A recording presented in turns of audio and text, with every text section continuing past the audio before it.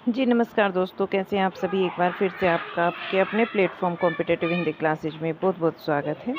और आज हम यहाँ पर प्रवक्ता चयन परीक्षा का जो 2011 में फॉर्म फिल हुआ था, ये वाला पेपर करेंगे। इसकी जो परीक्षा हुई थी पीजीटी की, ये 5/6/2016 में हुई थी। हिंदी का ये हमारा पेपर होगा। इसकी समय अवधि 2 घंटे है और 425 अंक का है। आपका एक क्वेश्चन जो है यहाँ पर 3.4 अंक का होता है। चलिए, इसके आवश्यक निर्देश जो हैं ये आप देख लीजिएगा। वीडियो को पॉज करके इसके क्वेश्चन नंबर 1 पर चलते हैं। और जिन्हें इससे पहले के पेपर चाहिए 2002 से लेकर अब तक के, तो वो भी हमारे चैनल पर प्लेलिस्ट बनी हुई है, आप देख सकते हैं। प्लेलिस्ट सीक्वेंस में आपको मिल जाएगी हमारे चैनल पर। टेलीग्राम का लिंक भी चैनल के डिस्क्रिप्शन में दिया हुआ है, आप वहाँ से जाकर टेलीग्राम चैनल को भी फॉलो कर सकते हैं, जहां इनका पीडीएफ आपको मिल जाएगा, अवेलेबल करा दिया गया है। देखिएगा क्वेश्चन नंबर 1, यथाशक्ति में कौन सा समास है। यथाशक्ति में अव्ययीभाव समास है, क्योंकि इसका जो अर्थ होता है शक्ति के अनुसार होता है। अव्ययीभाव समास में जो होता है, अव्ययीभाव समास का पहला पद अवयव होता है, दूसरा पद संज्ञा होता है। समस्त पद में अवयव के अर्थ की ही प्रधानता रहती है। पूरा शब्द क्रिया विशेषण के अर्थ में अवयव की तरह ही व्यवहृत होता है। क्वेश्चन नंबर 2, नील गाय में कौन सा समास है। नील गाय में कर्मधारय समास है, नीली गाय। ठीक है, यहाँ पर क्या है, कर्मधारय समास है। जिस समास का उत्तर अर्थात अंतिम पद प्रधान होता है वहाँ तत्पुरुष समास होता है, और उसे बाद में तत्पुरुष समास कहते हैं। अंतिम पद प्रधान होता है, इसमें बाद वाले पद की प्रधानता रहती है। तत्पुरुष समास के अंतर्गत कर्ता, कारक और संबोधन को छोड़कर, देखिएगा, कर्ता, कारक और संबोधन को छोड़कर से सभी कारकों में विभक्ति लगकर इसका विग्रह होता है।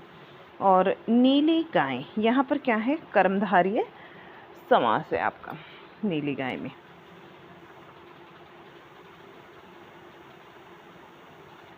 आगे चलते हैं क्वेश्चन नंबर 3।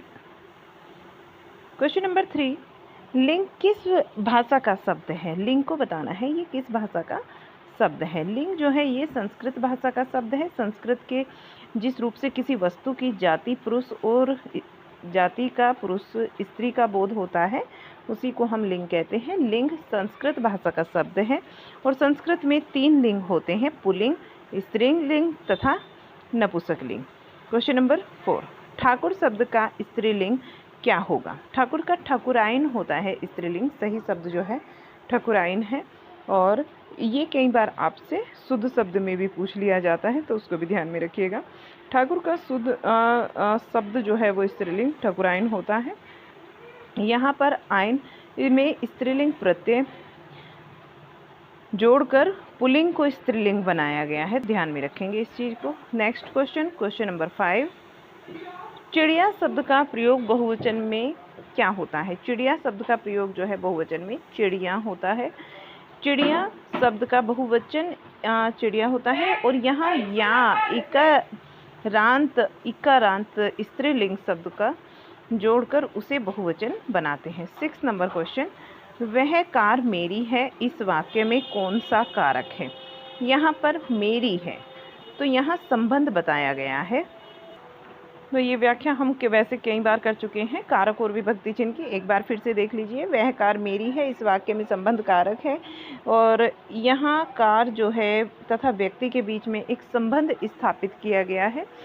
कारक और कारक चिन्ह को देखिएगा, कर्ता ने कर्म को करण से के द्वारा, संप्रदान को के लिए होता है। अपदान से अलग होने के अर्थ में संबंध का के की रारेरी नानेनी भी होता है इसमें। अधिकरण में पे पर भीतर भी इसमें होता है, और संबोधन में हे अरे अजी अहो ये सब आते हैं।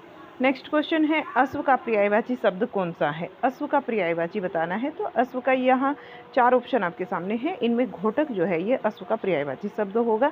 बाकी जो पर्यायवाची होते हैं अश्व के वो देख लीजिएगा, घोटक, हय, बाजी, तुरंग, घोड़ा, रवि, सुतु और सैंधव, तरंग, हरि, तरंगम, ये होते हैं अश्व के पर्यायवाची।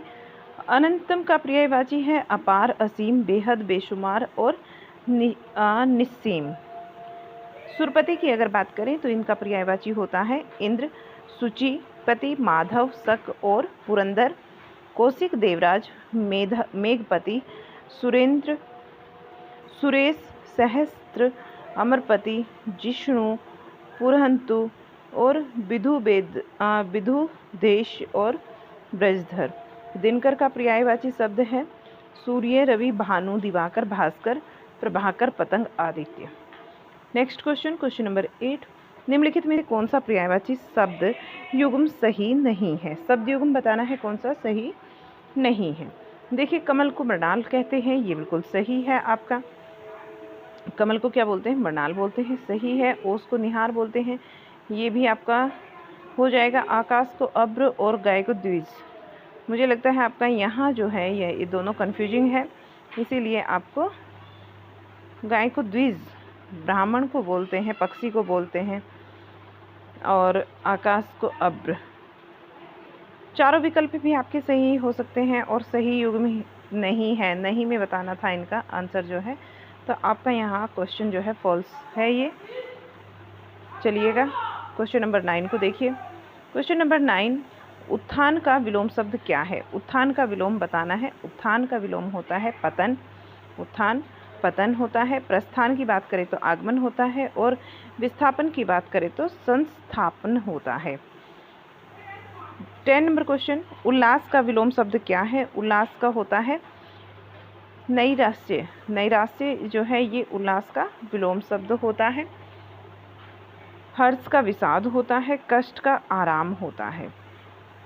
क्वेश्चन नंबर 11, कम बोलने वाले के लिए एक शब्द होगा। कम बोलने वाले के लिए एक शब्द होता है मितभाषी। कम बोलने वाला, मितभाषी, आपका जो राइट ऑप्शन बनेगा यहाँ पर क्या हो जाएगा? मितभाषी हो जाएगा।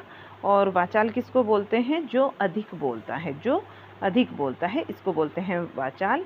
और यहाँ आंसर क्या बनेगा आपका? मितभाषी आपका राइट आंसर होगा। क्वेश्चन नंबर 12, जिसकी भुजाएं घुटनों तक लंबी हो, घुटनों तक जिसकी भुजाएं लंबी हो के लिए एक शब्द क्या होगा? उसके लिए एक शब्द होता है अजान बाहु। तो देखिएगा व्याकरण से काफ़ी सारे क्वेश्चन आपके यहाँ पर बने हैं।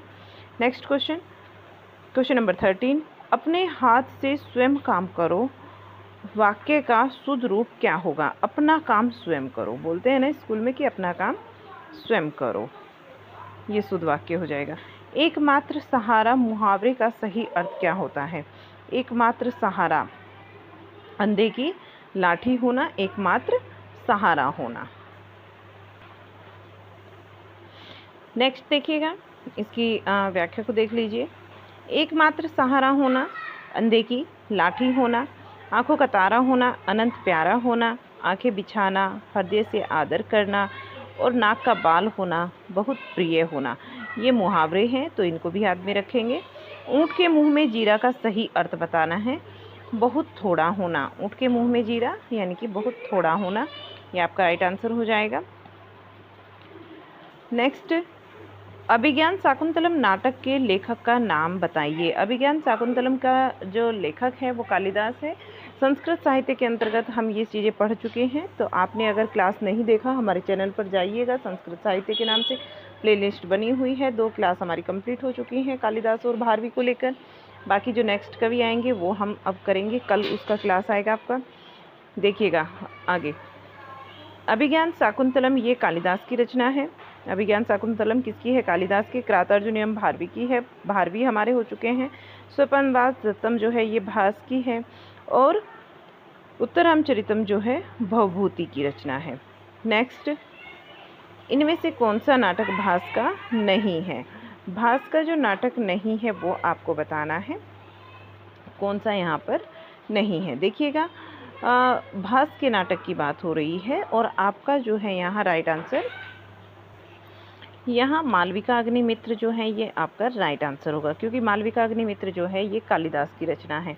देखिएगा, प्रतिज्ञा योगंधरायण, स्वपनवासदत्तम, उरुभंगम, कर्णधार, पंचरात्रम, दूतवाक्यम, बालचरितम, दूतघटोत्कचम, मध्यम व्यायोगः, प्रतिमान नाटकम, अभिषेक नाटकम, अभिराम तथा चारुदत्त, ये महाकवि भास के नाटक हैं।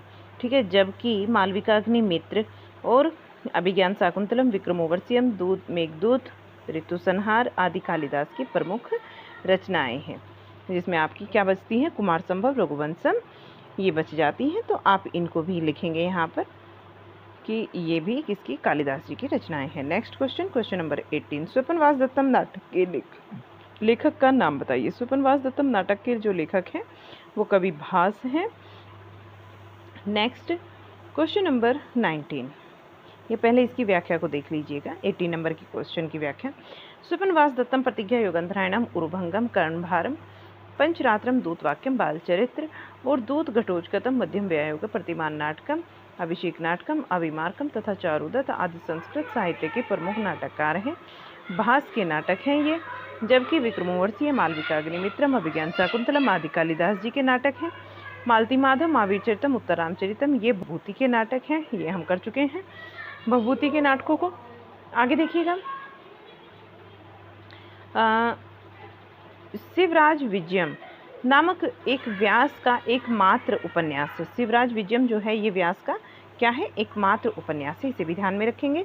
19 नंबर क्वेश्चन, भारवी की माता का नाम क्या है। ये भारवी की माता का नाम कल भी हमने पढ़ा था। भारवी की माता का नाम यहाँ पर क्या है, सुशीला है भारवी की माता का नाम। और संस्कृत साहित्य के महान विद्वान भारवी 560 ईस्वी के आसपास लगभग दक्षिण भारत में निवास करते थे। इनके पिता का नाम श्रीधर तथा माता का नाम सुशीला था। इनकी प्रमुख रचना क्राता अर्जुनियम 18 सर्गों वाली एक महाकाव्य है जिसमें वीर रस की प्रधानता है।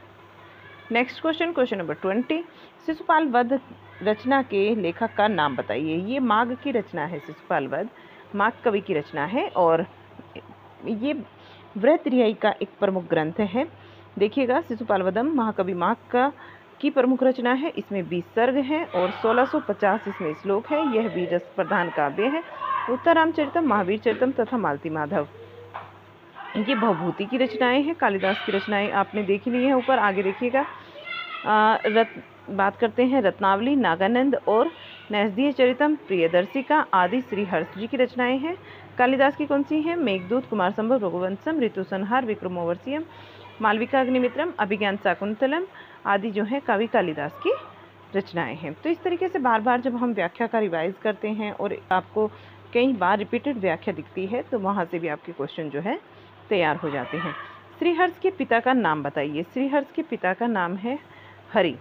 श्रीहर्ष का समय काल की अगर बात करें तो 12वीं शताब्दी के आसपास इनका समय है। और श्रीहर्ष की माता का नाम मामल्य देवी है तथा पिता का नाम यहाँ ही लिखा है हरि है। ठीक है, ये कन्नौज नरेश राजा जयचंद्र के यहाँ आश्रय में थे। और श्रीहर्ष की प्रमुख रचना रत्नावली, नागानंदम, प्रियदर्शिका, नैषधीय चरित्र आदि हैं। Next question, question number 22, 10 Kumar चरित्र के लेखक का नाम बताइए। 10 कुमार चरित्र के लेखक का नाम क्या है।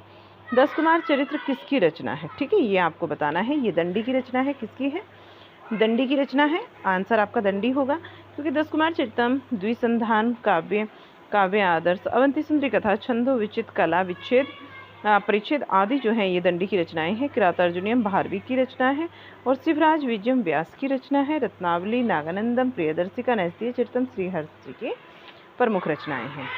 23 नंबर क्वेश्चन देखिएगा, इनमें से कौन सी रचना सही नहीं है। इनमें से कौन सी रचना दंडी की नहीं है, तो दंडी की रचना बताना है कौन सी नहीं है। देखिए, जो 10 कुमार चरितम है ये दंडी की रचना है। 10 कुमार चरितम किसकी है, ये दंडी की रचना है और इन्होंने पूछा है दंडी की नहीं है। ठीक है, कादम्बरी की बात करें तो बाणभट्ट की है। और आपका फिर स्वपनवास दत्तम की बात करते हैं तो ये महाकवि भास की रचना है। सुबंधु की बात करते हैं तो सुबंधु कवि हैं और इनकी रचना का नाम है वासव दत्ता। सुबंधु की रचना का नाम क्या है, वासव दत्ता। ये क्या है, ये एक कवि है। तो आपका क्वेश्चन जो है यहाँ पर थोड़ा सा मिस्टेक है इसमें। यहाँ पर पूछना था इनको कि दंडी की रचना कौन सी है। अगर ये पूछते कि दंडी इनमें से कौन सी रचना दंडी की है तो आपका राइट आंसर हो जाता ऑप्शन नंबर ए कि 10 कुमार चरितम जो है ये दंडी की रचना है। 24 नंबर क्वेश्चन, सही संधि विच्छेद का चयन कीजिए। सही संधि विच्छेद है यहाँ पर इनमें से विद्याधन, अर्थी। ऑप्शन नंबर 2 ठीक होगा, दीर्घ संधि का उदाहरण है।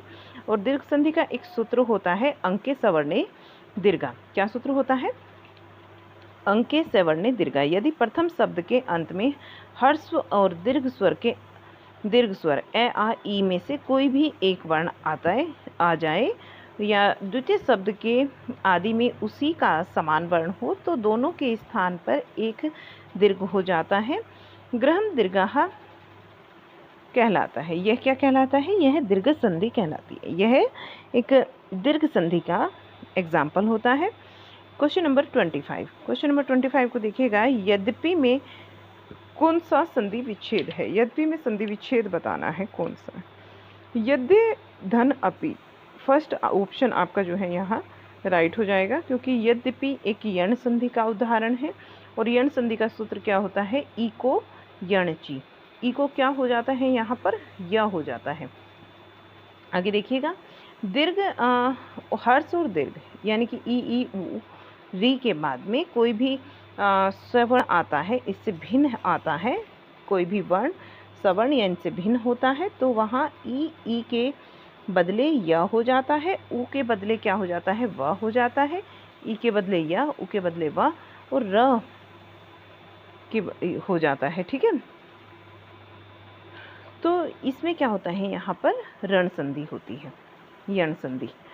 26 नंबर क्वेश्चन। हरिशेते शब्द में कौन सी संधि है? हरिशेते, हरिशेते का में विसर्ग संधि है, क्योंकि हरे ही धन शेते इसका जो है एग्जाम्पल होता है। विसर्ग संधि का ये उदाहरण है। विसर्ग के बाद में स यानी कि आपका तालव्य स, मूर्धन्य स, दंत स आए तो विसर्ग के स्थान पर स हो जाता है। सदैव स होता है। नेक्स्ट क्वेश्चन, अब इसकी व्याख्या को देखिए पहले। यह क्वेश्चन है क्वेश्चन नंबर 27 क्वेश्चन। पितृ इच्छा, पितृ इच्छा शब्द में कौन सी संधि है? यहाँ पर संधि बताना है। पितुः धन इच्छा, यहाँ विसर्ग संधि का उदाहरण है ये।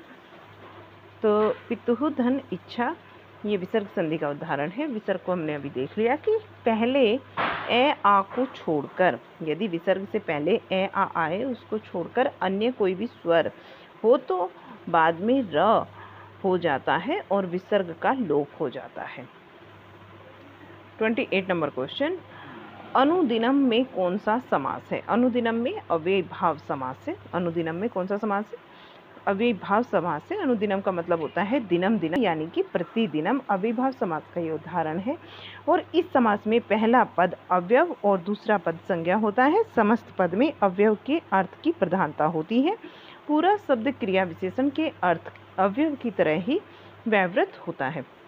29 नंबर क्वेश्चन। पीताम्बर शब्द में कौन सा समास है? पीताम्बर में समास पूछा है तो पीला है, पित है, अंबर जिसका, पीला है अंबर जिसका, अर्थात कौन है? श्री कृष्ण जी हैं। तो आपका यहाँ पर क्या हो जाता है? बहुव्रीहि समास हो जाता है। बहुव्रीहि समास में कोई शब्द प्रधान नहीं होता है, दोनों शब्द मिलकर एक अन्य अर्थ को ही प्रकट करते हैं। नमः शिवाय में कौन सी विभक्ति है? 30 क्वेश्चन जो है अभी तक आपके आ चुके हैं और इसमें साहित्य का भी कोई क्वेश्चन नहीं आया, तो आप ध्यान दीजिएगा। काफ़ी सारे क्वेश्चन बनते हैं हमारे साहित्य से, इससे व्याकरण से, संस्कृत साहित्य से क्वेश्चन आए हैं और अब संस्कृत व्याकरण चला हुआ है, तो ध्यान दीजिएगा। नमः शिवाय शब्द में कौन सी विभक्ति है? चतुर्थी विभक्ति है नमः शिवाय में। बहुत बार बताया है कि नमः, स्वहा, स्वस्ति और वट, ये 4 शब्द हैं।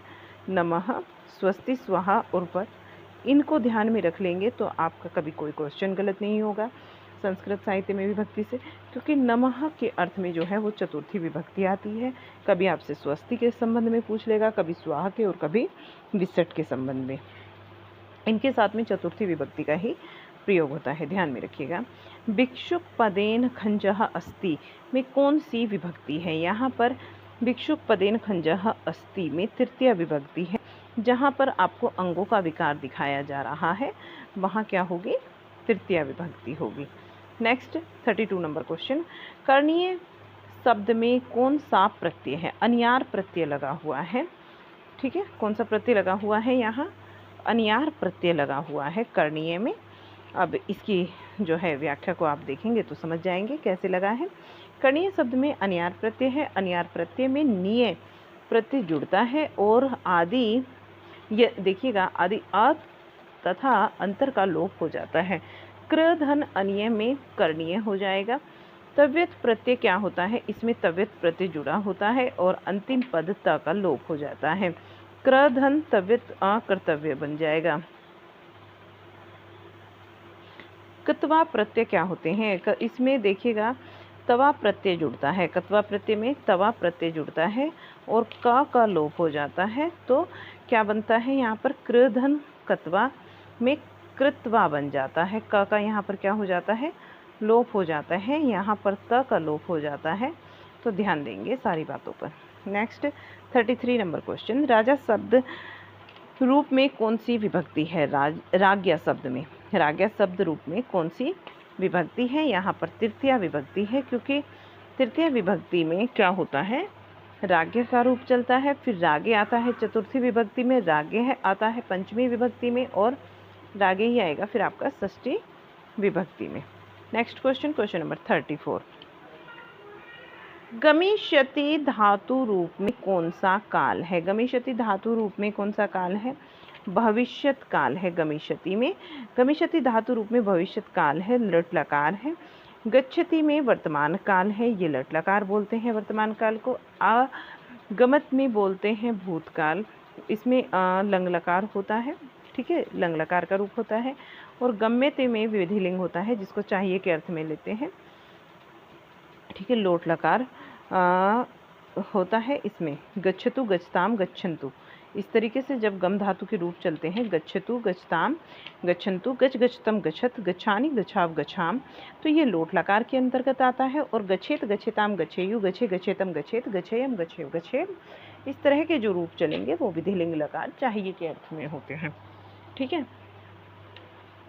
अब आगे चलें तो देखते हैं फिर 35 नंबर क्वेश्चन, विद्यालयम निकष जलाशय अस्ति का सही अर्थ क्या है। विद्यालय के समीप जलाशय है, ये आपका सही हो जाएगा। नेक्स्ट क्वेश्चन, प्रेम सागर किसकी रचना है। प्रेम सागर सभी जानते हैं लल्लू लाल जी की ये रचना है। प्रेम सागर किसकी रचना है, लल्लू लाल जी की रचना है। नेक्स्ट क्वेश्चन, पहले इसकी व्याख्या को देख लीजिएगा, ठीक है। सिंहासन 32 और बैताल 25, शकुंतला नाटक, माघो नल, राजनीति, प्रेम सागर, लतायफ ई हिंदी, ब्रज भाषा, व्याकरण, सभा विलास, माधव विलास तथा लाल चंद्रिका आदि लल्लू लाल जी की रचनाएं हैं। तो लल्लू लाल जी की जितनी भी रचनाएं हैं उनको ध्यान में रखेंगे। जबकि नासिक के तो पाख्यान, चंद्रावली, रामचरित और हिंदी पारसियन, वाक्य बुलरी, ये सदल मिश्र जी की रचनाएं हैं। तथा इंशाअल्लाह खां की एकमात्र रचना रानी केतकी की कहानी है, जिसको हम उदयभान चरित के नाम से भी जानते हैं। नेक्स्ट क्वेश्चन 37 नंबर, इनमें से कौन सा कलकत्ता के फोर्ट विलियम कॉलेज से संबंधित थे। कौन से इनमें लेखक हैं जो फोर्ट विलियम कॉलेज से संबंधित थे, तो वे आप जानते हैं कि लल्लू लाल जी जो हैं इससे संबंधित थे। फोर्ट विलियम कॉलेज की स्थापना भी पूछ लिया जाता है कई बार, 1800 ईस्वी में हुई थी। की किसने थी, मार्किबस वेलेजली ने की थी। खड़ी बोली के विकास में योगदान देने के लिए लल्लू लाल और सदल मिश्र, गंगा प्रसाद शुक्ल और इंदेश्वर नरसिंह, ख्यालीराम, ब्रह्मा, सच्चिदानंद, मधुसूदन, ईश्वरचंद, विद्यासागर, दीन बंधु आदि शास्त्री से शास्त्री थे, ठीक है। तो यहाँ पर देखिएगा नेक्स्ट, पौमचिरियो किसकी रचना है। पौमचिरियो ये आपका आदिकाल से क्वेश्चन है, स्वयंभू की रचना है। अभ्रंश साहित्य से पढ़ चुके हैं हम, और जिनको रिवाइज करना है अपना फटाफट फास्ट रिवीजन स्पीड बढ़ाकर भी देख सकते हैं, क्लास हमारे चैनल पर अवेलेबल है, ठीक है। यहाँ पर देखिएगा, पौमचिरियो, रिठणेमी चिरियो और स्वयंभू छंद, ये 3 रचनाएं लिखी हैं। किसने लिखी हैं, स्वयंभू जी ने लिखी हैं। और पृथ्वीराज की कथा संदेश रासक अब्दुल रहमान की रचना है। जबकि कीर्तिलता, कीर्ति पताका, ये दोनों रचनाएं जो हैं अवध भाषा में है। और पदावली, गोरक्ष विजय मैथिली भाषा में है। शैव सर्वस्व सार, गंगा वाक्यावली, दुर्गा भक्ति तरंगिणी, भू परिक्रमा, दान वाक्यावली, पुरुष परीक्षा, लिखनावली, गया पतलक और वर्ण कृत्य संस्कृत भाषा में है। तो इनकी भाषा क्या है, कौन सी रचना की, वो ध्यान में रखेंगे। ये रचनाएं हैं विद्यापति जी की, ये भी ध्यान में रखेंगे, ठीक है। कीर्तिलता, कीर्ति पताका सबसे ज़्यादा पूछी जाती हैं, अवध भाषा में है। गोरक्ष विजय मैथिली भाषा में है।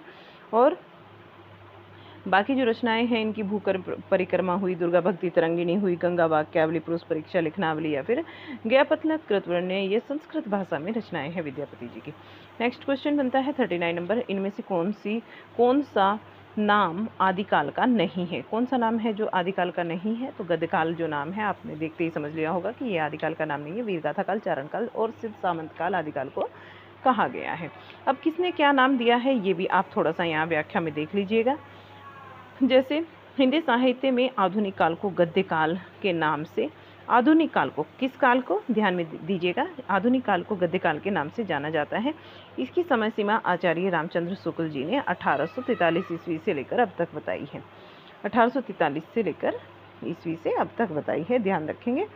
नेक्स्ट, आदिकाल का नामकरण की अगर बात करते हैं तो प्रयोक्ता देखिएगा जिन्होंने नाम दिया है वो कवि आपको और उनके नाम।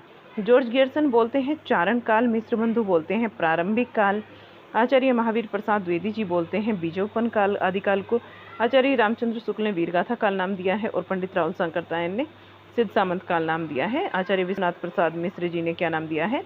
वीर काल नाम दिया है। नेक्स्ट जो बनता है डॉक्टर रामकुमार वर्मा, रामकुमार वर्मा जी ने संधि और चारण काल नाम दिया है। आचार्य हजारी प्रसाद द्विवेदी की बात करें तो इन्होंने कहा है आदिकाल। आगे देखिएगा सुमन राजे और मोहन अवस्थी, ठीक है, सुमन राज या राजे कई बार लिखा होता है, और मोहन अवस्थी इन्होंने क्या कहा है? आधार काल कहा है।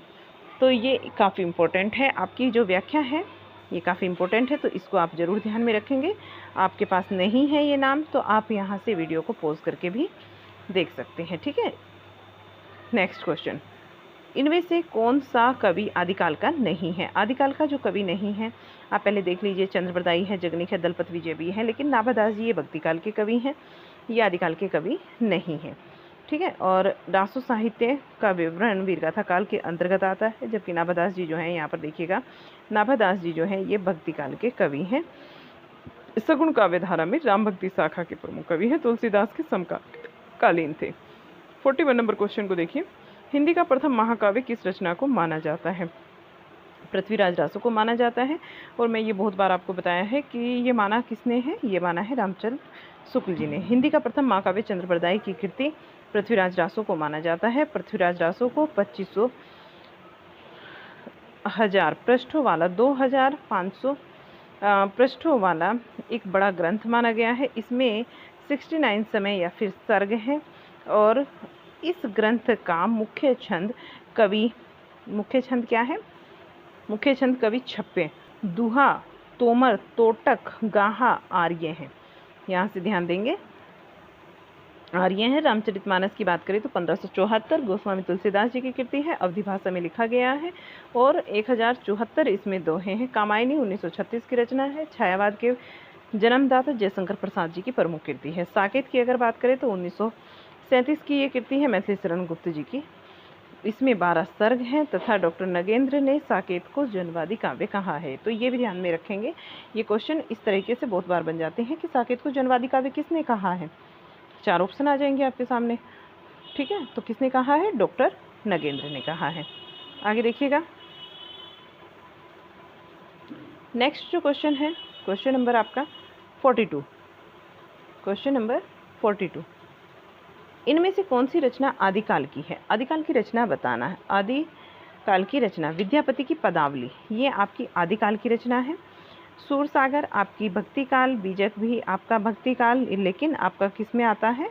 भक्तिकाल की निर्गुण शाखा में। भ्रमर गीत आपका कृष्ण काव्य के अंतर्गत आता है। तो यहाँ पर देख लीजिएगा, पदावली विद्यापति की पदावली जो है ये विद्यापति की रचना है और आदिकाल की है। सूरसागर की बात करें तो सूरदास जी की रचना है भक्तिकाल की। बीजक की बात करें कबीरदास जी की रचना है भक्तिकाल की। भ्रमर गीत की बात करें तो ये भी सूरदास का है और किसका है? भक्तिकाल का है। 43 नंबर क्वेश्चन, बिसलदेव रासो के रचयिता कौन है? नरपति नाहल सिंह है बिसलदेव के रचयिता। आगे देखिए, जगनिक किसके हैं? परमाल रासो के हैं। आलाखंड के नाम से भी इसको जाना जाता है। 2 वीर सरदारों आला और उदल का इसमें वर्णन किया गया है। केदार भट्ट की अगर बात करते हैं तो इनकी रचना का नाम जयचंद प्रकाश है। जयचंद प्रकाश भट्ट केदार की रचना है। भट्ट केदार के नाम से भी जाना जाता है, केदार भट्ट भी कहीं कहीं लिखा होता है। चंद्रप्रदाय की बात करें तो पृथ्वीराज रासो इनकी रचना का नाम है। नेक्स्ट 44 नंबर क्वेश्चन, इनमें से कौन सी रचना आदिकाल की है। आदिकाल की रचना बताना है, डिंगल पिंगल आदिकाल की भाषा बताना है, भाषा बताना है आपको। आदिकाल की तो डिंगल पिंगल जो भाषा है ये आदिकाल की भाषा है। आदिकालीन भाषा को हमने डिंगल पिंगल के नाम से जाना है और भक्ति काल तथा रीतिकाल की जो भाषा है वो ब्रज है। आदिकाल की भाषा डिंगल पिंगल हो गई, भक्ति काल की भाषा अवधि भी है। ठीक है, कहीं कहीं आपको अवधि में रचनाएं मिलेंगी और कहीं कहीं आपको ब्रज में रचनाएं मिलेंगी। कृष्ण काव्य अधिकतर आपको ब्रज भाषा में और राम काव्य जो है वो अवधि भाषा में देखने को मिलता है अधिकतर। और आधुनिक काल की जो भाषा है वो खड़ी बोली है, तो ये भी ध्यान में रखेंगे। हिंदी के किस काल को स्वर्ण युग के नाम से जाना जाता है? भक्ति काल को जाना जाता है स्वर्ण युग के नाम से। किसने कहा था? जॉर्ज गियर्सन ने कहा था। ठीक है, और देखिएगा आचार्य रामचंद्र शुक्ल के अनुसार भक्ति काल का जो समय है, भक्ति काल के समय की बात कर लेते हैं। 1318 ईस्वी से लेकर 1643 ईस्वी तक का समय माना गया है भक्ति काल का, शुक्ल जी ने माना है। कबीरदास की मृत्यु कहाँ हुई? यह क्वेश्चन है आपका 46 नंबर का। कबीरदास जी की मृत्यु कहाँ पर होती है? मगहर में होती है। कहाँ होती है? मगहर में होती है। आगे चलते हैं और इसकी व्याख्या को भी देख लीजिए।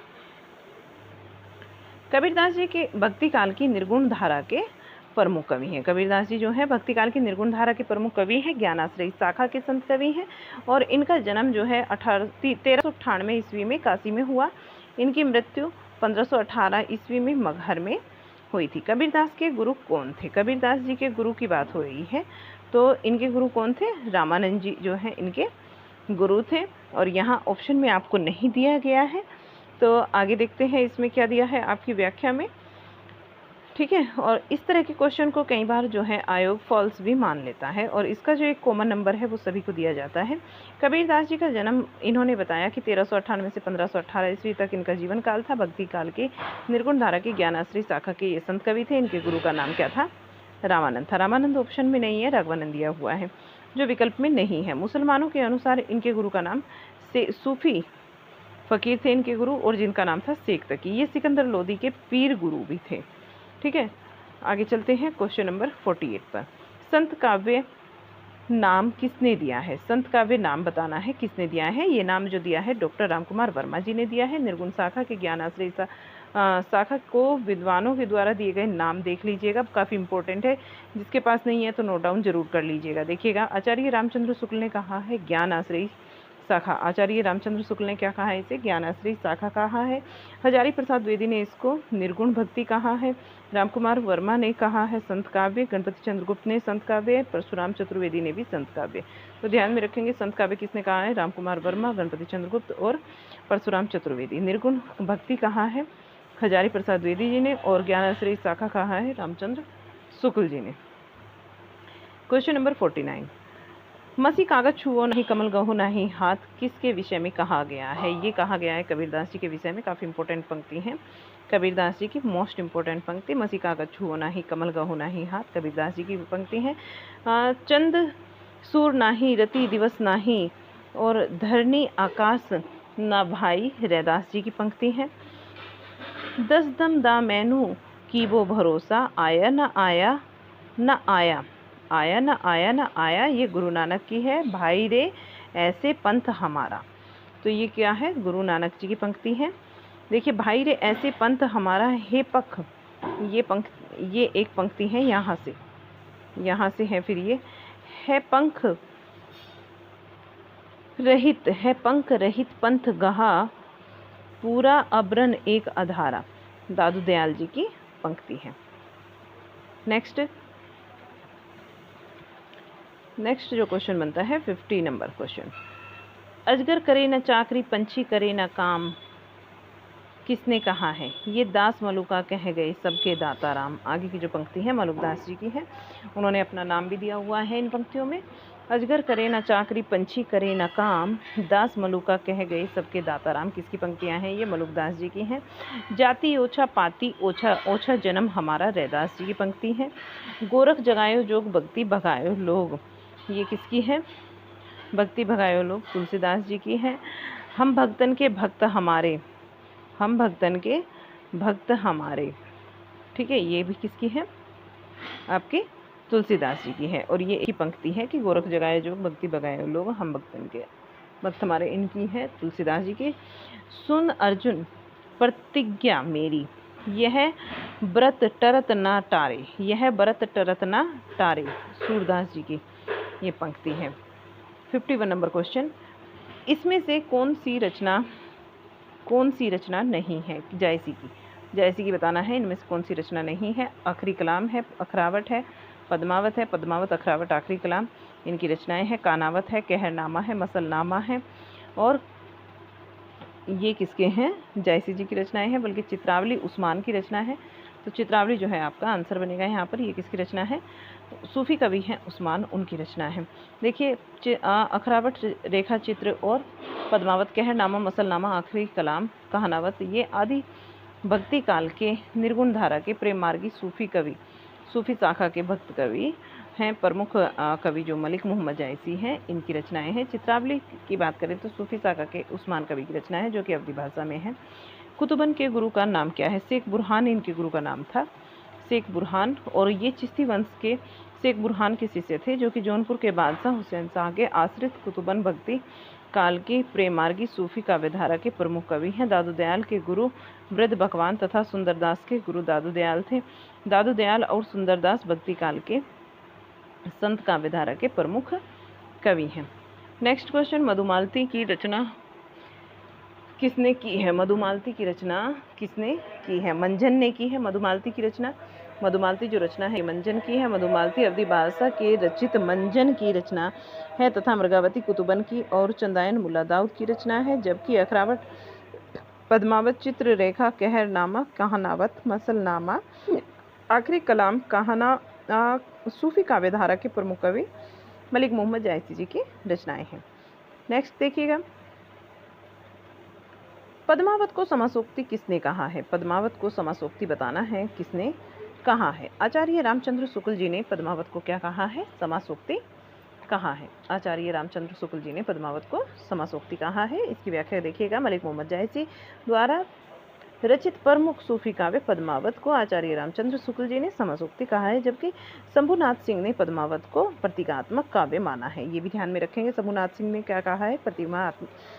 प्रतीकात्मक काव्य कहा है। क्वेश्चन नंबर 55, अष्टछाप में कौन सुमेलित नहीं है? अष्टछाप में बताना है कौन सुमेलित नहीं है। केशव दास जी जो है ये अष्टछाप में सुमेलित नहीं है। कुंभन दास, शीत स्वामी, नंद स्वामी हैं, लेकिन केशव दास नहीं है। गोस्वामी विठलनाथ ने 1565 ईस्वी में 4 वल्लभाचार्य के शिष्यों को और 4 अपने शिष्यों को लेकर अष्टछाप की स्थापना की थी। किसने की थी? विठलनाथ जी ने की थी। तो ध्यान में रखेंगे, अष्टछाप के कवि जो हैं कुंभन दास, सूरदास, परमानंद दास, कृष्णदास, गोस्वामी, छीत स्वामी, चतुर्भुजदास, नंददास हैं। जबकि केशव दास भक्ति काल की सगुनधारा के राम भक्त कवि हैं।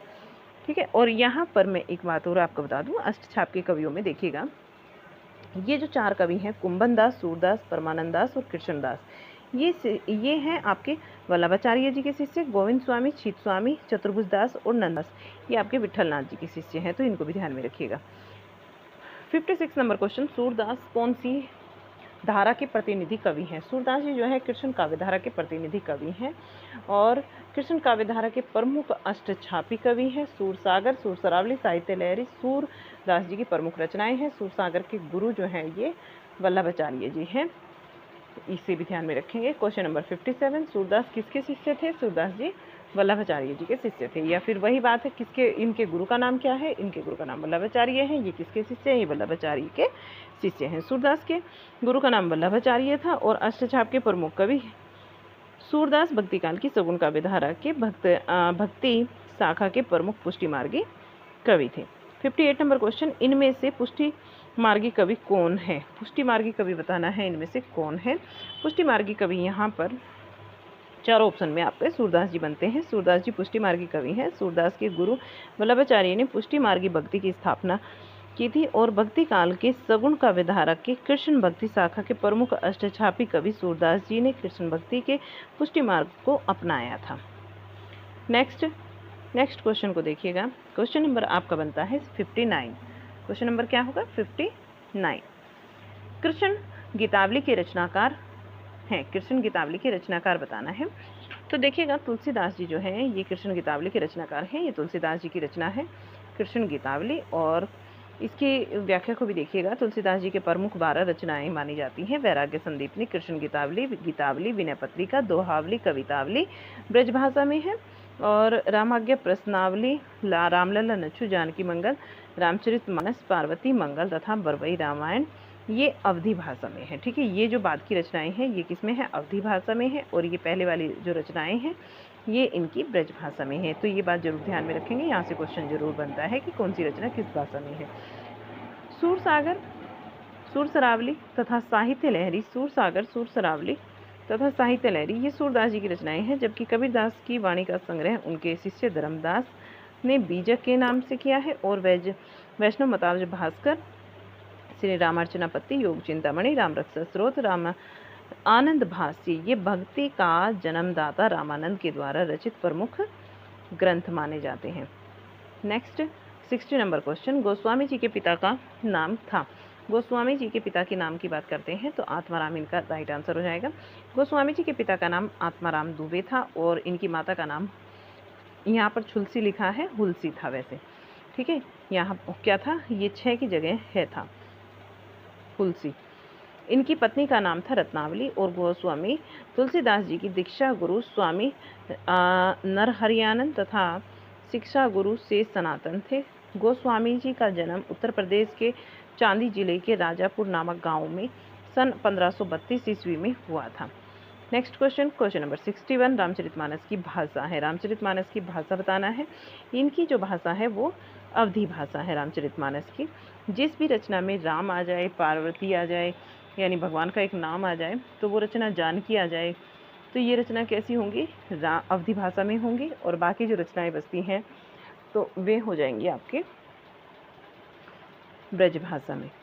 देखिए, भक्ति काल की सगुण धारा के राम भक्ति शाखा के प्रमुख कवि गोस्वामी तुलसीदास जी के द्वारा रचित ग्रंथ रामचरितमानस अवधी भाषा में है। रामचरितमानस की रचना में कुल 2 वर्ष 7 महीने और 26 दिन का समय लगा था। तो ये वाली चीज़ भी पूछ ली जाती है कि रामचरितमानस में कुल कितना समय लगा था? 2 वर्ष 7 महीने 26 दिन। इसे भी ध्यान में रखेंगे। 62 नंबर पर है कि बिहारी किस धारा के कवि हैं? बिहारी को बताना है। 62 नंबर, किस धारा के कवि हैं? बिहारी जी ये रीतिसिद्ध धारा के कवि हैं। कौन सी धारा के? रीतिसिद्ध धारा के कवि हैं। बिहारी लाल रीतिकाल की प्रमुख रीतिसिद्ध धारा के कवि हैं। बिहारी एकमात्र रचना बिहारी की बिहारी सत्सई है, ब्रज भाषा में तथा दोहा छंद में रचित है। बिहारी के पिता का नाम केशवदास तथा उनके गुरु का नाम नरहरिदास तथा बिहारी निम्बार्क संप्रदाय से संबंधित थे। बिहारी महाराज जयसिंह के आश्रय में थे। नेक्स्ट क्वेश्चन बनता है नेक्स्ट आपका 63 नंबर क्वेश्चन, दृग उजरत टूटत कुटुम जुरत चुरत चित प्रीति, यह कथन किसका है? ये बिहारी का कथन है कि दृग उजरत टूटत कुटुम जुरत चुरत यह प्रीति, ये बिहारी का है। और हमन है इश्क मस्ताना, हमन को होशियारी क्या, ये हमन है इश्क मस्ताना, हमन को होशियारी क्या, ये कबीरदास जी की है। नेक्स्ट, विक्रम धासा प्रेम का बारा, सपनावती कहा गऊ पतारा, ये जायसी की पंक्ति है। सखी शब्द दोहरा कही किहनी उपाखान, भक्ति निरूप ही भक्त कली निदही वेद पुराण, ये तुलसीदास जी की पंक्ति है। तो इनको भी ध्यान में रखेंगे। 64 नंबर पर, इनमें से कौन सा कवि रीतिमुक्त नहीं है? रीतिमुक्त कवि नहीं है आलम, बोधा और घनानंद, ये रीति मुक्त है। लेकिन बिहारी जो है ये रीति सिद्ध कवि हैं। आलम, बोधा, घनानंद तीनों जो है रीतिकाल की प्रमुख रीति मुक्त धारा के कवि हैं, जबकि बिहारी लाल जी जो है ये रीति सिद्ध काव्य धारा के प्रतिनिधि कवि हैं। 65 नंबर पर, घनानंद किस वर्ग में आते हैं? रीति मुक्त में आते हैं। घनानंद रीतिकाल की रीति मुक्त काव्य धारा के प्रमुख कवि हैं। ये निम्बार्क संप्रदाय से संबंधित है तथा प्रेयसी के नाम गणिका सुजान था। इनकी प्रेयसी का नाम जो है वो गणिका थी, एक सुजान था उनका नाम। और घनानंद मोहम्मद शाह रंगीला के आश्रय में रहते थे। घनानंद की प्रमुख रचनाएं थी सुजान शाह, इश्कलता, विरह लीला, वियोग केली वल्ली, कोकशार, कृपानंद, रसकेली वल्ली, वियोग वल्ली और रसकेली वल्ली तथा यमुना यस, इनकी जो है प्रमुख रचनाएं थी। 66 नंबर पर क्वेश्चन है कि रामचंद्रिका किस कवि की कृति है? रामचंद्रिका बताना है किस कवि की कृति है? ये केशव की कृति है। रसिक प्रिया, रामचंद्रिका, कवि प्रिया, रतन बावनी, वीर सिंह देव चरित, विज्ञान गीता, जहांगीर, जस चंद्रिका, नक्सिक, छंदमाल आदि केशवदास की प्रमुख रचनाएं हैं। बिहारी लाल की एकमात्र रचना बिहारी सतसई है, जबकि पद्माभरण, जगत विनोद, प्रबोध पचासा, गंगा लहरी और प्रताप सिंह विरुद्धावली, कली पच्चीसी, राम रसायन, अली जहाँ, प्रकाश आदि पद्माकर की प्रमुख रचनाएं हैं। देव की रचनाओं में भाव विलास, अष्टयाम, भवानी विलास और कुशल विलास, सुजान विनोद, रस विलास, रत्नाकर आदि शामिल हैं। नेक्स्ट, अभी जो क्वेश्चन है आपका, अभी क्वेश्चन है 67। बिहारी की रचना का नाम क्या है? बिहारी की रचना का नाम बिहारी सतसई है, एकमात्र इनकी रचना है। और बिहारी सतसई जो कि ब्रज भाषा में है और इसमें 719 दोहे हैं। कहीं कहीं आपको 713 भी मिलता है, वो लगभग में आ जाएगा। 719 दोहे माने जाते हैं। आगे बात करें तो बिहारी लाल महाराज जयसिंह के आश्रय में रहते थे और इनके गुरु का नाम था नरहरिदास एवं वे निम्बार्क संप्रदाय से संबंधित थे। नेक्स्ट देखिएगा 68 नंबर पर, भारतेंदु जी ने किस पत्रिका का संपादन किया है? भारतेंदु जी ने कविवचन सुधा का संपादन किया है। भारतेंदु जी ने कविवचन सुधा पत्रिका का संपादन 1968 में किया। हरिश्चंद्र मैगजीन तथा बाला बोधनी का 1974 में किया है। ये भी इनकी पत्रिका थी, इनका संपादन भारतेंदु ने ही किया है। और इनकी पत्रिका, सभी पत्रिकाएं काशी से प्रकाशित होती थी। सरस्वती 1900 में इसका संपादन होता है, चिंतामणि घोष ने किया था और यह काशी से प्रकाशित होती थी। बाद में सरस्वती इलाहाबाद से प्रकाशित होने लगी और इसका संपादन श्याम सुंदर दास जी ने तथा महावीर प्रसाद द्विवेदी ने किया। सबसे पहले किसने किया? चिंतामणि घोष ने किया।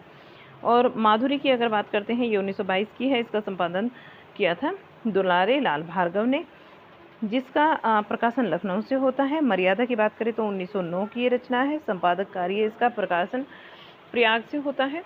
और कृष्णकांत मालवीय ने इसका संपादन किया है। 69 नंबर पर, भारतेंदु जी ने किस नाटक में स्वयं अभिनय किया है? भारतेंदु जी ने जानकी मंगल में अभिनय किया है। आधुनिक, ये रिपीटेड क्वेश्चन है आपका, कल वाले पेपर में भी हमने किया था, लास्ट जो पेपर किया था 13 वाला। आधुनिक हिंदी का पहला अभिनीत नाटक शीतला प्रसाद त्रिपाठी का जानकी मंगल माना जाता है, जो कि आपका 1968 में काशी में खेला गया था और लक्ष्मण की भूमिका के लिए स्वयं भारतेंदु जी ने इसका अभिनय किया। सच्चे अर्थों में भारतेंदु जी को ही नाट्य विधा का प्रवर्तक माना जाता है। 70 नंबर पर आता है क्वेश्चन कि भारतेंदु कालीन उपन्यास में आधुनिकता की शुरुआत मानी जाती है। भारतेंदु कालीन जो उपन्यास है उसमें आधुनिकता की शुरुआत मानी जाती है। कौन सा वो आपका उपन्यास है? वो है परीक्षा गुरु, जहाँ से ये शुरुआत मानी जाती है। परीक्षा गुरु राइट आंसर होगा। भारतेंदु कालीन उपन्यास परीक्षा गुरु 1882 ईस्वी का है। लाला श्रीनिवास दास कृत आचार्य रामचंद्र शुक्ल अंग्रेजी के ढंग का हिंदी का पहला मौलिक उपन्यास इसे स्वीकार करते हैं। रानी केतकी की कहानी उदयभान चरित्र के नाम से भी जाना जाता है। इंसाल्लाह खां की ये रचना है। और जबकि स्वजान एक सुजान बालकृष्ण भट्ट का तथा चंद्रकांता 1888 ईस्वी में देवकी नंदन खत्री का प्रमुख उपन्यास है। Next question, question number, Dwivedi युग की कविता है। द्विवेदी युग की कविता बताना है। उपदेशात्मक और इतिवृत्तात्मक द्विवेदी युग की कविता है। 1900 से लेकर 1918 तक द्विवेदी युग का समय माना जाता है। इनकी कविताएं उपदेशात्मक और इतिवृत्तात्मक रूप से पाई जाती है। द्विवेदी युग में जागरण सुधार काल के नाम से भी द्विवेदी युग को जाना जाता है। द्विवेदी युग का नामकरण महावीर प्रसाद द्विवेदी के नाम पर हुआ है।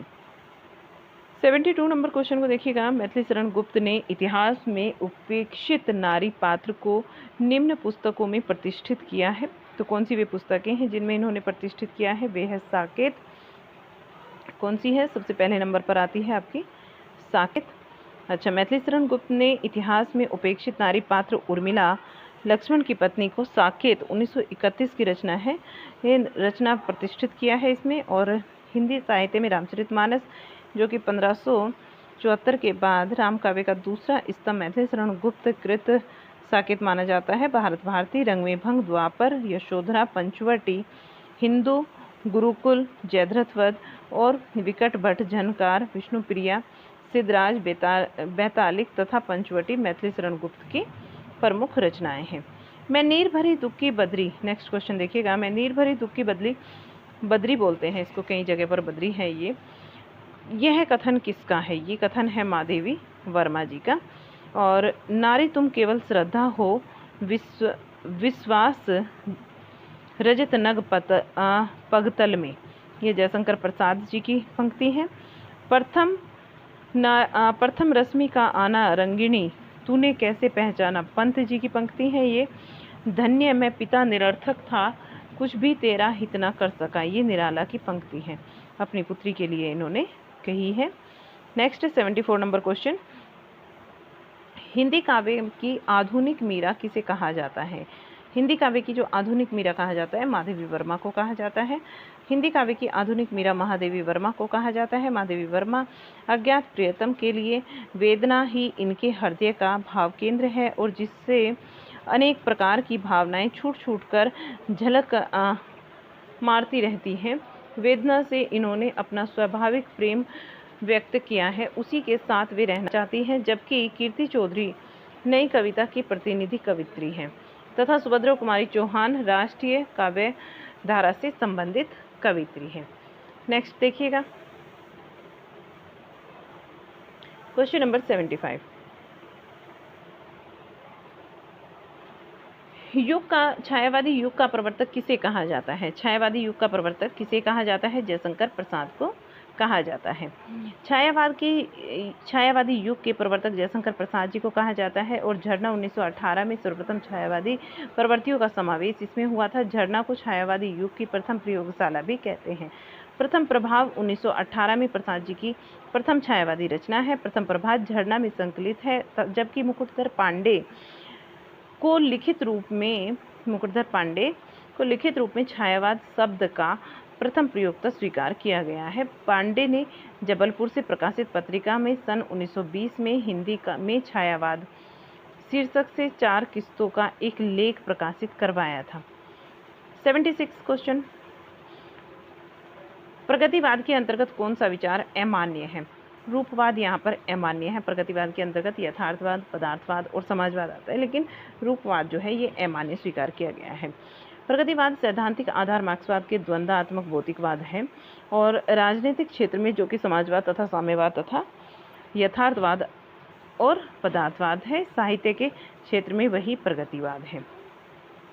प्रगतिवाद काल में निम्न वर्ग के जीवन की प्रतिष्ठा हुई है। इस युग के जीवन के यथार्थ धरातल पर अवतीर्ण कर समाज के यथार्थ जीवन को देखता है और उसी को अभिव्यक्त करता है। प्रगतिवादी कविता आत्मा, परमात्मा, सृष्टि, जन्म, जन्मांतर के विश्वास नहीं करता। वह प्रारंभ में अंधविश्वास, रूढ़ियों और परंपराओं का विरोध करता चला आ रहा है।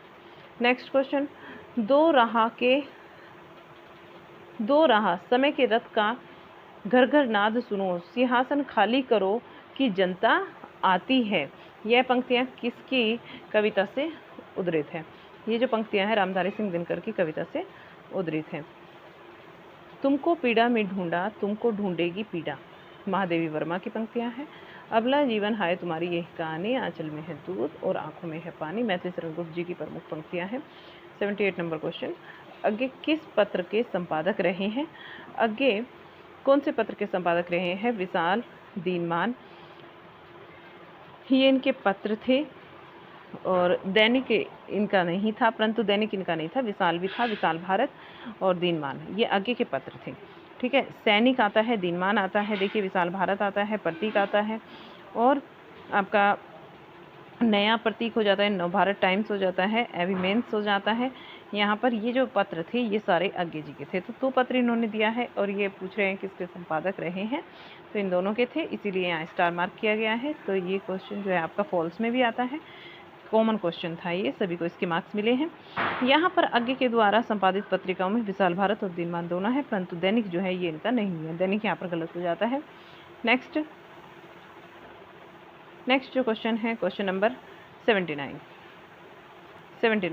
इनमें से कौन सी रचना धर्मवीर भारती की नहीं है? धर्मवीर भारती की हरिघास पे क्षण भर नहीं है, ठंडा लोहा, और देखिएगा ठंडा लोहा भी है, कनुप्रिया है, अंधा युग भी है।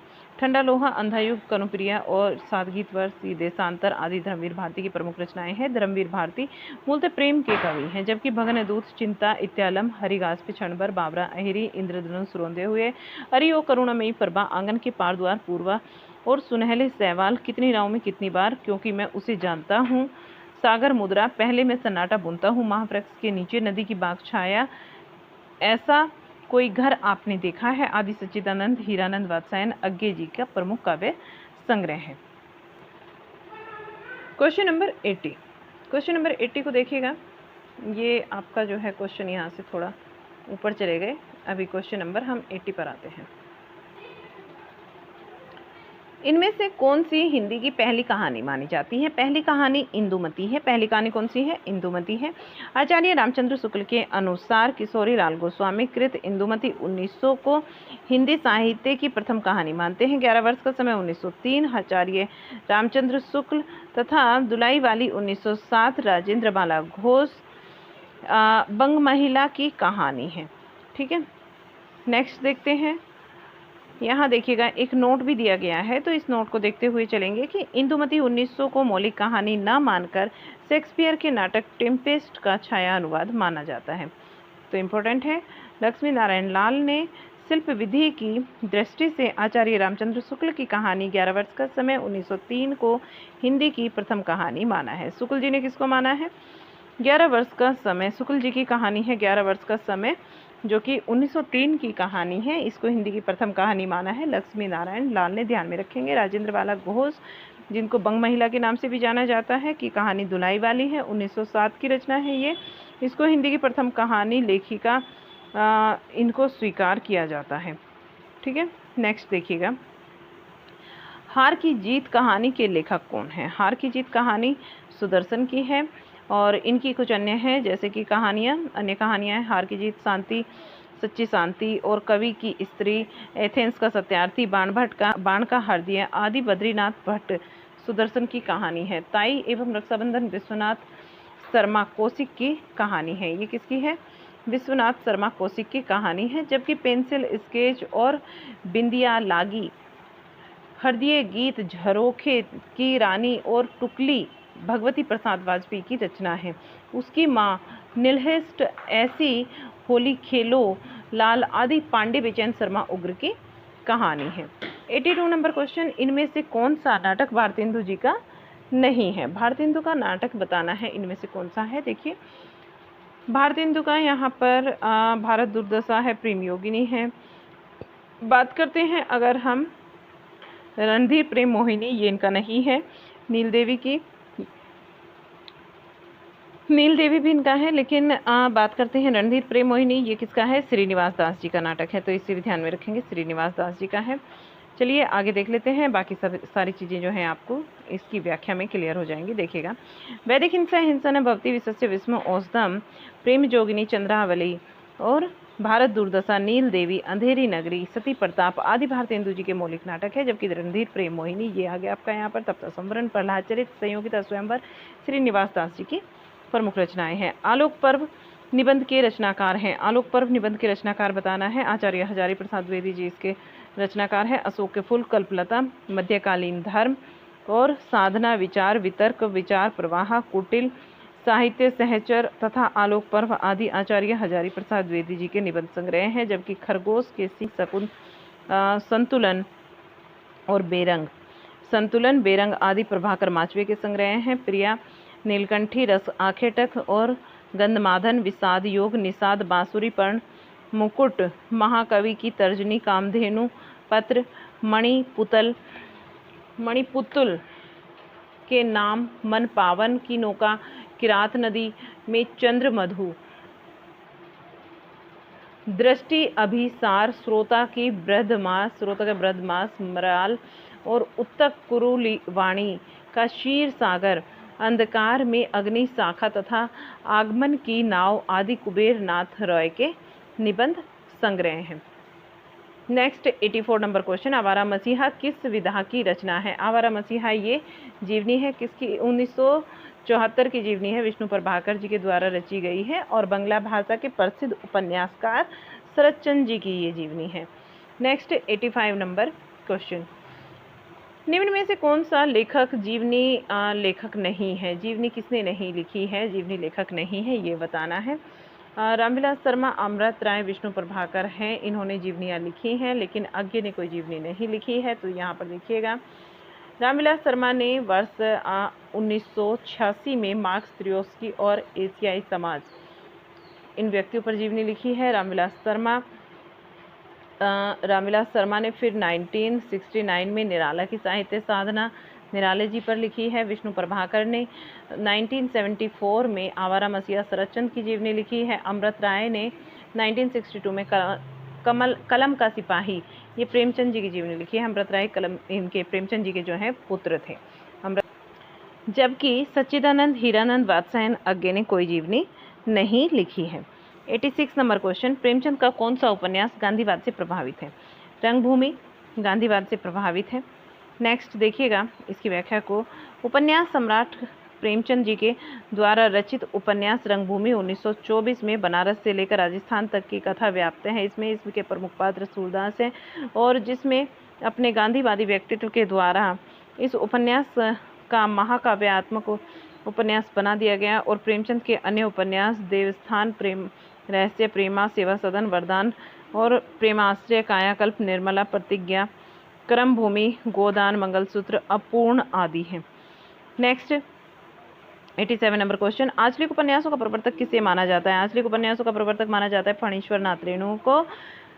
और रेणु के प्रमुख जो आंचलिक उपन्यास है, मैला आंचल, ये 1954 का है। प्रति परिकथा, दीर्घतमा और दीर्घतपा भी कहीं कहीं लिखा होता है। जलूस, कितने चौराहे, पलटू, बाबू रोड तथा राम रतन राय, ये अपूर्ण है इनका। आगे देखिए, जबकि वैद्यनाथ मिश्र नागार्जुन की रचना कर्म के आधार पर प्रथम आंचलिक उपन्यास मानते हैं। जबकि वैद्यनाथ मिश्र जो है, इनका वैद्यनाथ मिश्र नागार्जुन का नाम था, नागार्जुन की बात हो रही है, रचना कर्म के आधार पर प्रथम आंचलिक उपन्यासकार माने जाते हैं। और इनकी प्रथम आंचलिक रचना रतिनाथ चाची, ये 1948 की है रचना, ये थी। शिवपूजन साय, शिव प्रसाद मिश्र अभी आंचलिक उपन्यासकार के रूप में प्रसिद्ध हैं। नेक्स्ट 88 नंबर क्वेश्चन, हिंदी साहित्य के पहले रिपोर्टाज लेखक होने का श्रेय प्राप्त है? शिवदान सिंह चौहान को ये प्राप्त है। पहले रिपोर्टाज लेखक होने का श्रेय शिवदान सिंह चौहान को जाता है। और लेखन परंपरा में इन्होंने रिपोर्टाज की लेखन परंपरा को इन्होंने आरंभ किया था। लक्ष्मीपुरा इनका प्रथम रिपोर्टाज है, जो कि 1938 में रूपा पत्रिका में दिसंबर 1938 में प्रकाशित हुआ। और शिवदान सिंह चौहान का एक अन्य रिपोर्टाज मौत के खिलाफ जिंदगी की लड़ाई में, मौत के खिलाफ जिंदगी की लड़ाई ये है। जबकि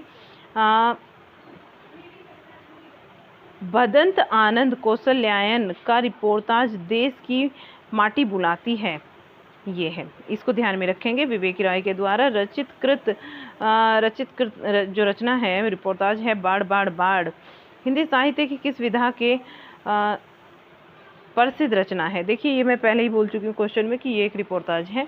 विवेक राय द्वारा रचित कृति बाढ़ बाढ़ बाढ़ क्या है? एक रिपोर्टाज साहित्य है। विवेक राय एक आंचलिक उपन्यास के रूप में प्रसिद्ध है, जिसके द्वारा रचित साहित्य बाढ़ बाढ़ बाढ़ एक रिपोर्टाज है। और इनके द्वारा रचित एक अन्य रिपोर्टाज जुलूस रुका है, ये 1977 का है विवेक रॉय का। संस्मरण है इनका आंगन के बंदवार तथा मेरे सौहृदय श्रेय, ये इनका है। डॉक्टर विवेक रॉय के द्वारा एक पत्र साहित्य की भी रचना की गई है, जो कि पत्रों की छाँव में 2003 के नाम से संपादित है। नेक्स्ट देखिएगा, जो नेक्स्ट क्वेश्चन है क्वेश्चन नंबर 90। नेक्स्ट क्वेश्चन क्या है? Question number 90। हमारी यात्रा के यात्रा वृत्तकार हैं। हमारी यात्रा के यात्रा वृत्तकार हैं, कौन है ये बताना है। लोचन प्रसाद पांडे आपका यहाँ पर राइट आंसर हो जाता है, लोचन प्रसाद पांडे जी। हमारी यात्रा लोचन प्रसाद पांडे की है। रूस के 46 दिन यशपाल जैन की है। नेक्स्ट 91 नंबर क्वेश्चन, अमिट रेखाओं के संस्मरण रेखा चित्रकार हैं। अमिट रेखाओं के संस्मरण ये सत्यवती मलिक का है। और यादों के काफिले देवेंद्र सत्यार्थी का है। नेक्स्ट देखिएगा, वे दिन वे लोग शिवपूजन साहे का है। जबकि विष्णु प्रभाकर के संस्मरण इस प्रकार हैं, जाने अनजाने, यादों की तीर्थ यात्रा, मेरे अग्रज, मेरे मित्र और समानांतर के स्वपन, पुरुष, राह चलते चलते, हमारे पथ प्रदर्शक, हम सफ़र मिलते हैं, सृजन हेतु और आकाश एक है, यादों की छाँव में आदि। 92 नंबर पर है क्वेश्चन, माधवी वर्मा के रेखा चित्र इनमें से कौन सा नहीं है? माधवी वर्मा का पथ के साथी है और अतीत के चलचित्र रेखा चित्र नहीं है, ये बताना है ना। रेखा चित्र रचनाएं तो सारी हैं, लेकिन रेखा चित्र इनमें से क्या नहीं है? पथ के साथी, अतीत के चलचित्र और स्मृति की रेखाएं, मेरा परिवार आदि माधवी वर्मा के रेखा चित्र हैं। पथ के साथी नहीं होगा, ये ध्यान में रखेंगे। जबकि पथ के साथी क्या है? माधवी वर्मा का संस्मरण है। माधवी वर्मा को आधुनिक युग की मीरा कहा जाता है। Next 93 number question, Mahavir Prasad Dwivedi का द्वारा संस्मरण नहीं है। कौन सा नहीं है? इधर उधर की बातें, इनका संस्मरण नहीं है। अनुमोदन का अंत भी है, सभा की सभ्यता तथा विज्ञान आचार्य वसु का विज्ञान मंदिर आदि महावीर प्रसाद द्विवेदी जी के संस्मरण है। इधर उधर की बातें राम कुमार खेमका का संस्मरण है। राम कुमार खेमका का क्या है? संस्मरण है। Next 94 number question, Netaji Subhash Chandra Bose के द्वारा लिखित अपनी आत्मकथा का क्या नाम है? तरुण स्वपन, याद रखेंगे इसको। तरुण स्वपन जो है ये नेताजी सुभाष चंद्र बोस का आत्मकथा है। आत्मनिरीक्षण सेठ गोविंद दास, परिवारजक प्रजा सेठ गोविंद दास, कुछ आप बीती कुछ जग बीती भारतेंदु हरिश्चंद्र की अपूर्ण है ये रचना। नेक्स्ट 95 नंबर क्वेश्चन, रस की कितनी संख्या है? रस की 8 संख्या मानी जाती है। और किसने मानी है? भरत मुनि जी ने मानी है 8 संख्या रसों की। जबकि अभिनव गुप्त के अनुसार रसों की जो संख्या है मूलतः 9 मानी गई है। मम्मट ने एवं विश्वनाथ ने रसों की संख्या को अपने अपने ग्रंथों में 11 माना है। संचारी भावों की संख्या कितनी मानी जाती है? संचारी भावों की संख्या 33 मानी जाती है। इंपॉर्टेंट क्वेश्चन है, संचारी भावों की संख्या कितनी मानी जाती है? 33 मानी है। किसने? भरत मुनि ने अपने नाट्य शास्त्र में मानी है 33। 97 नंबर पर, वीरस प्रधान रचना में कौन सा गुण प्रधान होता है? वीरस प्रधान में ओज गुण प्रधान होता है और माधुर्य गुण काव्य में मुख्य रूप से श्रृंगार रस की रचनाओं में पाया जाता है। प्रसाद गुण मुख्यतः सभी रसों में पाया जाता है।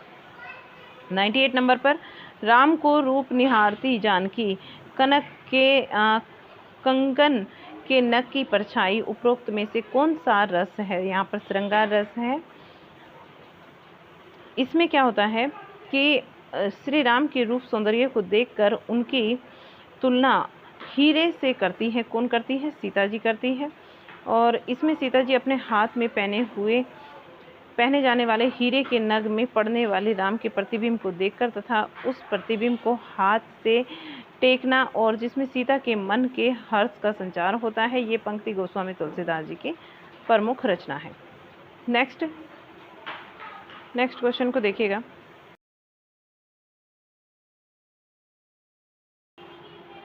क्वेश्चन नंबर 99, विंध्या के वासी उदासी तपोव्रत धारी महा बिनु नारी दुखारे, उपरोक्त पंक्ति में कौन सा रस है? हास्य रस है यहाँ पर। और आगे देखिएगा 100 नंबर क्वेश्चन, चौपाई छंद में कितनी मात्राएं होती हैं? चौपाई छंद में 16 मात्राएं होती हैं। इसमें एक सम्मात्रिक, यह एक सम्मात्रिक छंद होता है। इसके प्रत्येक चरण में 16 मात्राएं होती हैं। 2 गुरु वर्ण होते हैं अंत में, और अंत में जगन तगन का आना वर्जित है। 101 नंबर क्वेश्चन, दोहा छंद का विपरीत कौन सा छंद होता है? दोहा छंद का विपरीत सोठा होता है। यह एक अर्धसामात्रिक छंद है दोहा, और इसमें प्रथम 3 पहले और तीसरे चरण में 13-13 मात्राएं तथा दूसरे और चौथे चरण में 11-11 मात्राएं होती हैं। सम चरणों में लघु और गुरु होते हैं अंत में। सोठा छंद इसका उल्टा होता है। यह भी एक अर्धसामात्रिक छंद होता है। यह दोहा का उल्टा होता है। इसके प्रथम और तीसरे चरण में 11-11 मात्राएं तथा अंत में 13 और दूसरे और चौथे चरण में 13-13 मात्राएं होती हैं। चौपाई छंद के बात करें तो यह एक सम्मात्रिक छंद है। इसके प्रत्येक चरण में 16-16 मात्राएं होती हैं। अंत में 2 गुरुवर्ण होते हैं। अंत में जगन तगन का आना वर्जित है। कुंडलीय छंद की बात करते हैं तो यह एक विसम्मात्रिक छंद है, जो कि दोहा छंदों और रोला के मिश्रण से बनता है। दोहा और रोला के मिश्रण से बनता है 2 छंदों के, जिसमें 6 चरण होते हैं, प्रत्येक चरण में 24-24 मात्राएं होती हैं। दोहे का रोला प्रत्येक के प्रथम में दोहराया जाता है। नेक्स्ट 102 नंबर क्वेश्चन, जहाँ वर्णों की आवृत्ति बार बार होती है वहाँ कौन सा अलंकार होता है? अनुप्रास अलंकार होता है वहाँ पर। नेक्स्ट देखिएगा, अनुप्रास अलंकार जहाँ वर्णों की आवृत्ति बार बार होती है वहाँ पर अनुप्रास अलंकार होता है। और जैसे एग्जाम्पल दिया गया है, मुद्रित मही पति मंदिर आए, सेवक सचिव सुमंत बुलाए। उत्प्रेक्ष अलंकार की बात करें तो जब उपमेय में उपमान की संभावना या फिर कल्पना कर दी जाती है वहाँ पर उत्प्रेक्ष अलंकार होता है। सोहत ओढ़े पीठ पर श्याम सुलोने गात, मानो नीलमणि शैल पर आतप परियो प्रभात। यमक अलंकार की बात करते हैं, जहाँ एक या एक से अधिक बार, जहाँ कोई शब्द एक या एक से अधिक शब्द प्रयुक्त होते हैं वहाँ पर भी प्रत्येक बार भिन्न अर्थ होता है, तो यमक अलंकार होता है। श्लेष की अगर बात करें तो श्लेष का अर्थ होता है चिपकना अर्थात मिलना, जहाँ एक शब्द के अनेक अर्थ, एक ही शब्द से अनेक अर्थ चिपके होते हैं वहाँ पर श्लेष अलंकार होता है। रहीमन पानी राखी बिन पानी सब सून, पानी गए न उबरे मोती मानुस चून। 103 पर देखिएगा, क्वेश्चन नंबर 103 पर, द्रग उजरत टूटत कुटुम जुरत चुरत चित प्रीति में कौन सा अलंकार है? असंगति अलंकार है यहाँ पर। और ये जो है आपका एक रिपीटेड क्वेश्चन है। विरोधाभास की बात कर लेते हैं, जहाँ विरोध ना रहने पर भी विरोध का आभास हो वह विरोधाभास अलंकार होता है। या अनुरागी चित्त की सुमझी नाही कोई, ज्यों ज्यों बूढ़े श्याम रंग त्यों तो उज्ज्वल होए। विभावना की बात करें तो जहाँ पर बिना कारण के ही कार्य की उत्पत्ति होती है वहाँ विभावना अलंकार होता है। नाची अचानक ही उठे बिनु पावस बन मोर, और जानती हो नंदती करी यह दिसी नंद किशोर। निदर्शन अलंकार की बात करते हैं तो जहाँ उपमेय और उपमान वाक्य असंबद्ध हो वहाँ किंतु सदृश्य के सापेक्ष के द्वारा उन्हें सुसंबद्ध रूप में उपस्थित करके उनकी संगति दिखलाई जाए वहाँ पर निदर्शन अलंकार होता है। यह प्रेम को पंत कराल महावर तरवर की धार पर धावनो है। 104 नंबर पर देखिएगा, जहाँ शब्द प्रत्यक्ष अर्थ को त्याग कर किसी और ही अर्थ की प्रतीति कराए और उसके प्रत्यक्ष अर्थ की अपेक्षा अधिक चमत्कारपूर्ण हो तो वहाँ काव्यशास्त्र के अनुसार यह किसका लक्षण है? यह ध्वनि का लक्षण है। नेक्स्ट, जहाँ शब्द प्रत्यक्ष अर्थ को त्याग कर किसी और ही अर्थ की प्रतीति कराए और उसके प्रत्यक्ष अर्थ की अपेक्षा अधिक चमत्कारपूर्ण हो तो वहाँ पर काव्यशास्त्र के अनुसार उपयुक्त पंक्ति में ध्वनि सिद्धांत का लक्षण होता है। ध्वनि सिद्धांत के प्रवर्तक प्रमुख भारतीय काव्यशास्त्री आनंदवर्धन है। 105 नंबर क्वेश्चन, अभिधा उत्तम काव्य मध्य लक्षणालीन, अधम व्यंजना रस विरस, उल्टी कहत नवीन, शब्द शक्ति में निहित कथन किसका है? ये कथन देव कवि का है। नेक्स्ट 106 नंबर क्वेश्चन, को घटी है वृष भानुजा है वे हलधर के वीर में कौन सी व्यंजना शक्ति है? आरती व्यंजना है। यहाँ पर ये रिपीटेड क्वेश्चन है। 107 नंबर क्वेश्चन, किस शब्द शक्ति की प्रतीति सबसे पहले हुआ करती थी? अभिधा शब्द शक्ति की प्रतीति सबसे पहले हुआ करती थी। जो शब्द साक्षात अर्थ में बोला जाता है या सांकेतिक अर्थ को कहता है उसे अभिधा शब्द शक्ति कहते हैं। लाक्षणिक शब्द शक्ति की बात करें तो किसी विशेष प्रसंग में अर्थ मुख्य अर्थ के ठीक ना बैठने पर जो मुख्य अर्थ से संबंधित ही किसी अन्य अर्थ का ग्रहण, गढ़ी या लौकिक प्रयोग या फिर प्रयोजन वश किया जाता है उसे लक्षणा कहते हैं। व्यंजना शब्द शक्ति की बात करें तो अभिधा और लक्षणा शब्द शक्ति जब अपना अर्थ धोटक कर शांत हो जाती है तब वहाँ जिस शक्ति के द्वारा अर्थ का ज्ञान होता है उसी को व्यंजना शब्द शक्ति कहते हैं। 108 नंबर पर आता है कि हिंदी भाषा की उत्पत्ति हुई है। सोरसैनी अपभ्रंश से हिंदी भाषा की उत्पत्ति हुई है। नेक्स्ट क्वेश्चन देख लीजिए एक बार इसकी व्याख्या को। सोरसैनी अपभ्रंश की अगर बात करते हैं, यहाँ पर हिंदी भाषा की उत्पत्ति सोरसैनी अपभ्रंश से हुई है। सोरसैनी अपभ्रंश और यहाँ कुछ उपभाषाएं दी गई हैं और बोलियाँ दी गई हैं। तो देखिएगा, पश्चिमी हिंदी ये आपकी इसके अंतर्गत बोलियाँ आती हैं खड़ी बोली जिसको कोरवी के नाम से जाना जाता है, ब्रजभाषा हरियाणवी को बांगरू के नाम से, और बुंदेली तथा कन्नौजी, ये 5 बोलियाँ आती हैं पश्चिमी हिंदी के अंतर्गत। राजस्थानी हिंदी, इसमें ये भी सोरसानी अपभ्रंश से है। और पश्चिमी हिंदी में आती हैं पश्चिमी राजस्थानी, जिसको मारवाड़ी कहा जाता है, पूर्वी राजस्थानी जयपुरी, उत्तरी राजस्थानी मेवाती और दक्षिणी राजस्थानी को मालवी बोला जाता है। पहाड़ी हिंदी की बात करें, ये इसका अपभ्रंश भी सोरसानी अपभ्रंश है, कुमायूनी, गढ़वाली और नेपाली। और गुजराती हिंदी की बात करते हैं तो गुजराती हिंदी, इसकी कोई उपभाषा नहीं है। नेक्स्ट 109 नंबर क्वेश्चन, अपभ्रंश के प्रथम महाकवि कौन थे? स्वयंभू अपभ्रंश के प्रथम महाकवि थे। और डॉक्टर रामकुमार वर्मा के अनुसार अपभ्रंश भाषा के प्रथम महाकवि स्वयंभू को हिंदी का प्रथम कवि माना जाता है। स्वयंभू 8वीं शताब्दी के कवि हैं। अगर ईस्वी की बात करी जाए तो 783 ईस्वी के आसपास विद्यमान है। स्वयंभू को ही जैन परंपरा का प्रथम महाकवि माना जाता है। स्वयंभू को अपभ्रंश भाषा का वाल्मीकि तथा व्यास कहा जाता है।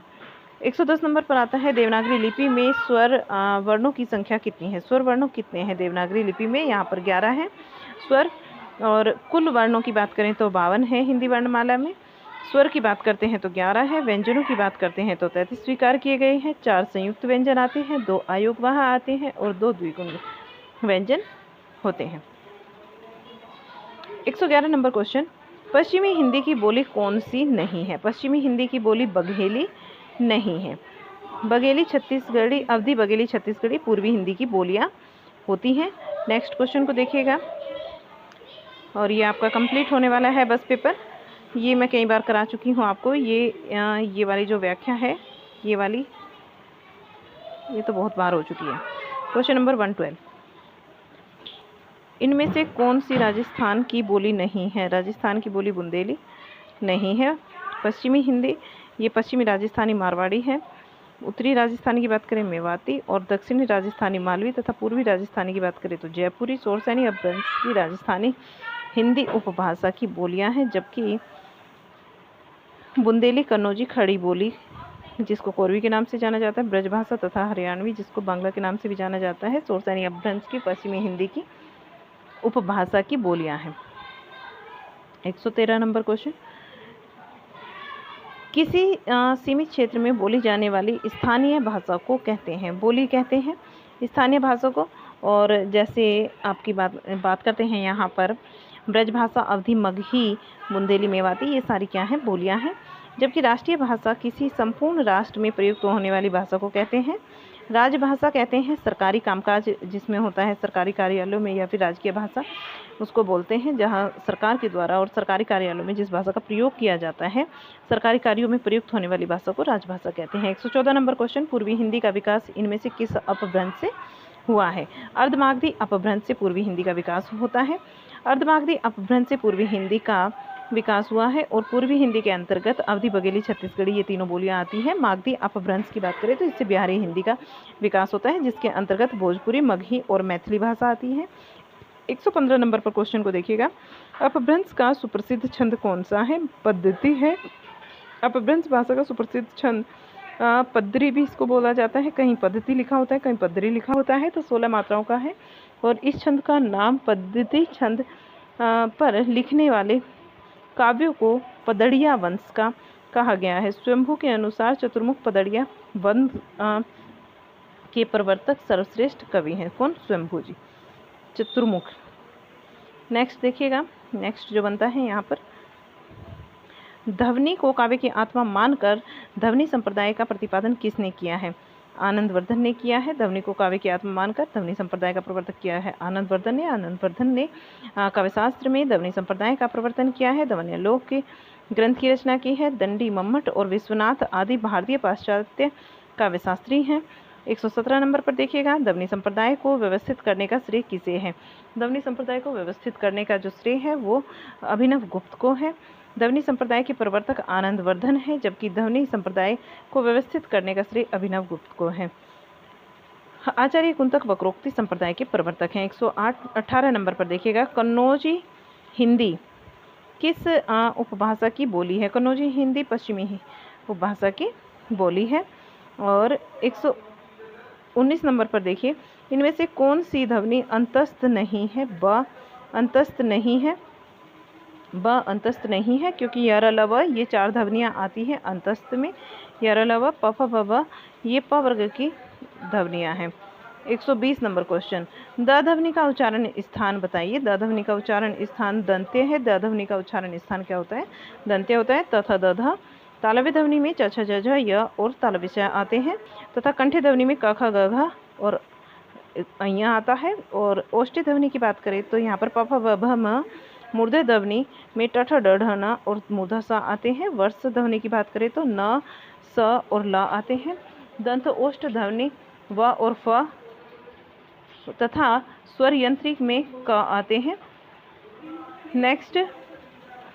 नेक्स्ट बात करते हैं अब हम अगले क्वेश्चन की। 121 नंबर क्वेश्चन, खेती किस शब्द का तद्भव रूपांतरण है? खेती जो है वो कृषि का है।